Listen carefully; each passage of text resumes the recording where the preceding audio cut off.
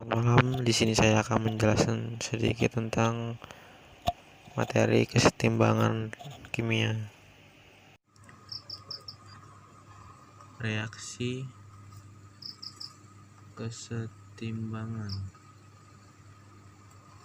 atau kesetimbangan dinamis, yaitu proses bolak-balik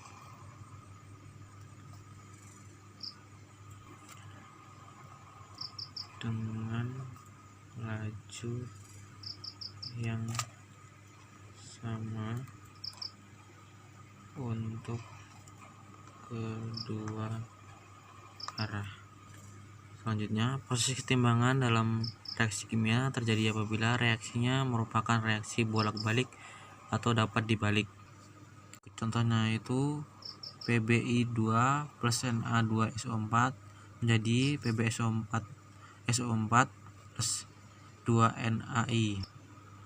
Dengan memperhatikan kedua reaksi di atas, terlihat bahwa reaksi yang kedua merupakan kebalikan dari reaksi yang pertama, maka disebut reaksi dapat balik.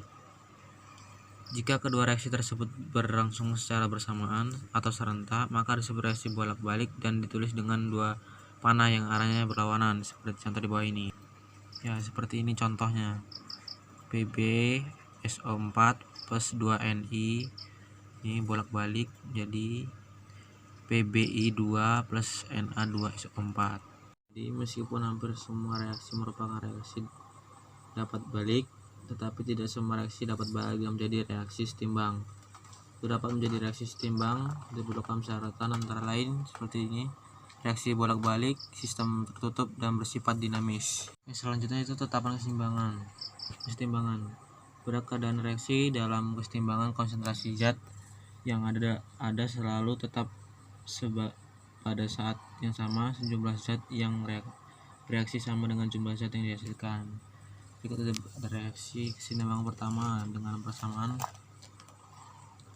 H2 plus I2 jadi 2HI. Diperoleh nilai tetap pada hasil perhitungan dengan rumus HI 2H2 per H2 I2. Berdasarkan data hasil percobaan tersebut, maka untuk reaksi bersetimbang adalah PA besar plus QB besar berbalik MC besar dan ND besar. Terbentuklah rumus seperti di sini: K sama dengan C mutlak M, D mutlak N, A mutlak P, B Q. Yaitu makna nilai tetap kesetimbangan. Yang pertama, memprediksi arah reaksi. Yang kedua, menentukan apakah suatu reaksi bolak-balik berada dalam keadaan setimbang. Yang ketiga, menentukan komposisi zat-zat dalam keadaan setimbang. Selanjutnya itu pergeseran kesetimbangan. Dalam hal ini dikenal dengan asas Lee-Carterier, yaitu jika dalam suatu sistem kesetimbangan diberikan aksi, maka sistem akan berubah sedemikian rupa sehingga dipengaruhi aksi itu sekecil mungkin. Beberapa aksi yang dapat menimbulkan perubahan pada sistem kesetimbangan antara lain perubahan konsentrasi, perubahan volume, perubahan tekanan, dan perubahan suhu.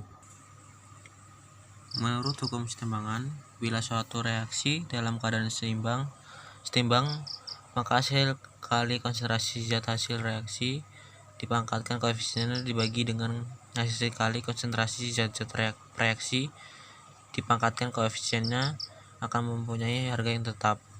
Tetapan itu disebut dengan kesetimbangan. Jika ke dalam suatu sistem kesetimbangan diberi reaksi, maka sistem akan berubah sedemikian rupa sehingga pengaruh aksi itu sekecil mungkin, atau asas Lee-Carterier. Keberadaan katalis dalam reaksi kesetimbangan tidak mengakibatkan terjadi pergeseran letak kesetimbangan, tetapi hanya mempercepat tercapainya keadaan setimbang. Nilai tetap kesetimbangan dapat digunakan untuk memprediksi arah reaksi, menentukan apakah suatu reaksi bolak-balik berada dalam keadaan setimbang, dan menentukan komposisi zat-zatnya ke dalam setimbang. Mungkin itu saja yang dapat saya sampaikan, kurang lebihnya mohon maaf. Selamat malam dan terima kasih.